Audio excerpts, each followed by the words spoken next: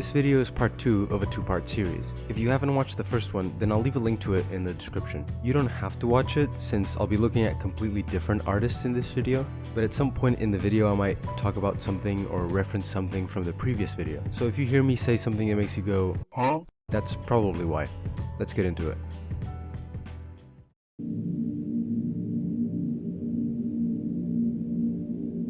I'm gonna have to blur a lot of content from this artist, and some things I simply will not show.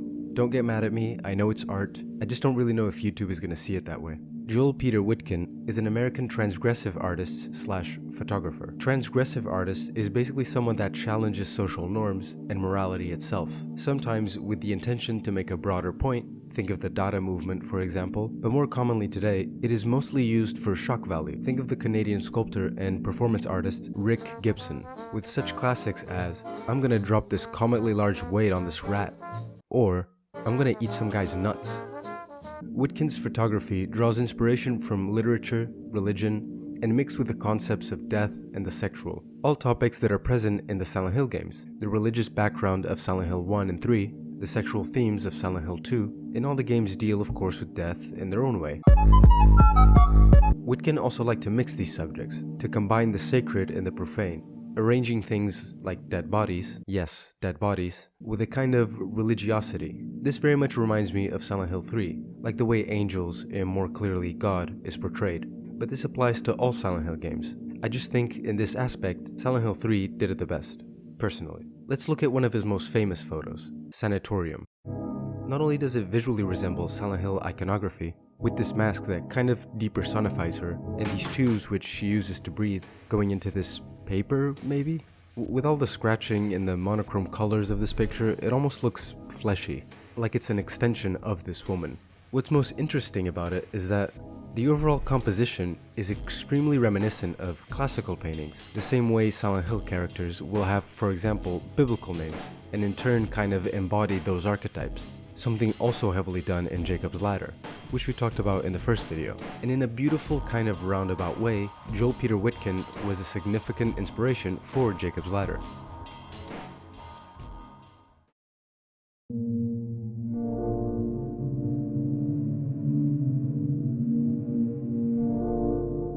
Fancis Bacon is a fascinating artist, whose art I have some trouble categorizing. His paintings portray life in a very subjective and emotional manner, much like the Expressionist paintings. They also seem to have a subconscious, dreamlike quality that is usually found in works of surrealism. CG and character artist Takayoshi Sato has said that Fancis Bacon was one of the most profound influences on Silent Hill 2's art direction. And it's pretty clear to see why. The way that Fancis Bacon played with the human form, stretching it to its most expressive limits, I mean, seeing the contorted faces in his portraits is like witnessing the most intense game of push and pull happening all in, their own head. And I think this relates perfectly to Silent Hill 2, as the characters are all facing a much more intense horror within themselves. This is why I hate the Silent Hill is their own personal hell theory, because it implies that the town is consciously exposing them to their subconscious anguish, when in reality, the town is just a mindless reflection of what was already there, quote-unquote, waiting to be projected by those individuals. I also want to point out how some of Bacon's works have a consistent theme of imprisonment. You could say it comes from different shapes that Bacon used to confine his subject, or through this kind of mangling of the human form. Like I said before, making the flesh a form of prison. This is a theme very common throughout Silent Hill 2, particularly in Mary, where she was not only physically imprisoned in her hospital bed, but also imprisoned by her illness. And maybe you could argue, James had formed a prison of guilt for himself after what he did to Mary. Let's look at some specific Fancis Bacon paintings though. First, his Screaming Pope series. I really love this series by him. Now, these are essentially variations of Pope Innocent's portrait painted by Diego Velázquez, arguably one of the greatest Spanish painters. Many art critics have tried to gather the symbolic meaning of this painting. Some argued that this was a way of Bacon dealing with the recent death of his father, with whom he had a tumultuous relationship with. Some say it is him representing his atheism through a kind of Nietzschean execution, like God is dead and here are his representatives on earth. One theory I quite like is they represent a symbolic killing of a father figure. If we look at Bacon's life, we see a fairly common pattern of, I don't want to say obsession, but interest in fatherly or maybe patriarchal figures. Even though his relationship with his father wasn't the best, he seems to be the paternal figure which held the most weight in his subconscious.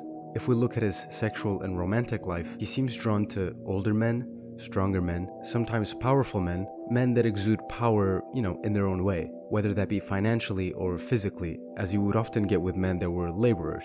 As a matter of fact, Francis Bacon has stated that he was somewhat attracted to his father. I don't even want to try to unpack that. That sounds like a Freudian nightmare. Bacon was also somewhat openly gay, by the way. I mean, as open as you could be, I guess, which could also give an extra layer of symbolism. After all, the church did condemn homosexuality for a very long time. But Francis Bacon himself has kind of mocked all of these theories. According to him, he just wanted an excuse to use this shade of purple. These paintings give me really big Silent Hill 3 vibes, mostly for their mix of the sacred and the profane, bringing religiosity down from their holy, larger-than-life position into a deeply human and flawed state. It also reminds me of Silent Hill 2 with its kind of Freudian and psychosexual themes, if that interpretation of the paintings is indeed correct. The next painting, or paintings, I'm not going to go as in-depth as we've been on Francis Bacon for a while now. It's 3 studies for figures at the base of the crucifixion, and these paintings were apparently used as inspiration for monster design. If I had to guess, I would say the closer for Silent Hill 3. But there are other Silent Hill monsters with this kind of central mouth design that you could attribute it to, and maybe they're all correct. I have no real way of knowing. Anyway, Francis Bacon is an amazing artist, and I highly recommend you check out all of his works. I literally just spent an afternoon listening to Chet Baker and looking at his works, and it was like a surreal but really beautiful experience.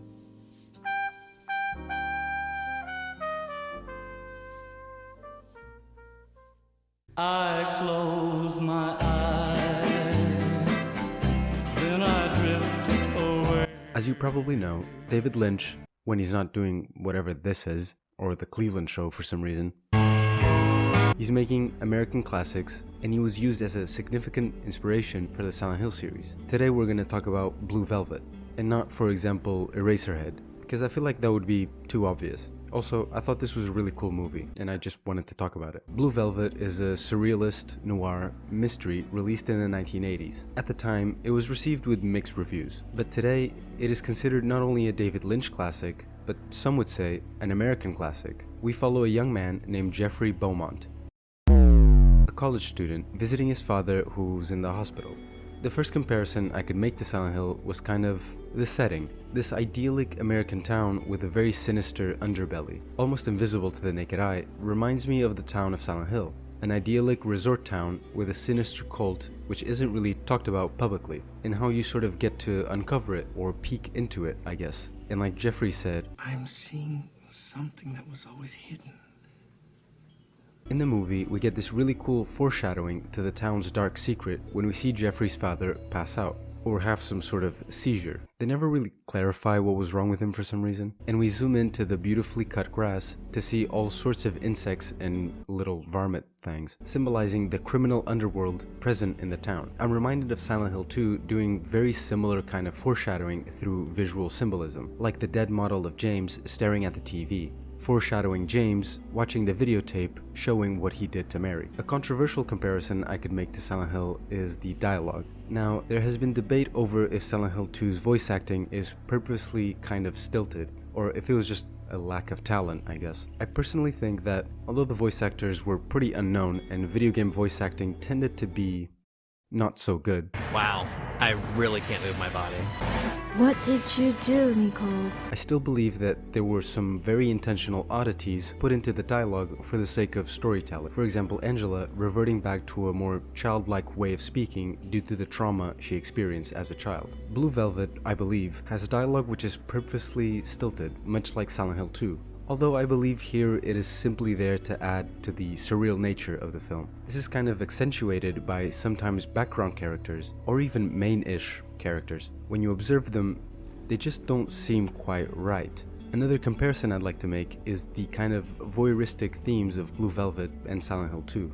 Sometimes very literally, but I more so mean this idea of being in the sidelines, watching something unfold. We see this in Blue Velvet in Jeffrey peeking into Dorothy Valent's story and then the criminal underworld of that town. And we see this in James in the way he gets to sort of peek into the stories of Angela or Eddie, for example. We then of course have the kind of Freudian psychosexual themes of Blue Velvet and Silent Hill 2. Although it is really strong in Blue Velvet. You could give Freud all of the cocaine in the world and he would still have trouble psychoanalyzing. I guess the last comparison I'll add is one from Silent Hill Shattered Memories. I know it's not like one of the Great Four, but I actually really enjoyed the retelling of the original story. Yes, the chases are pretty uninspired, but I really appreciated the way they let you interact with the story, even if it's in a pretty superficial way. And look, I've tried making a game myself, I know how hard it is. So I'm just impressed that the characters, like, walk right. Anyway, the comparison is between Dorothy and Michelle. You know, both being broken women that happen to be ballroom-style singers. Yeah, like I said, it's a pretty surface-level comparison, but that's about it for this video. If you want to see more, leave a comment.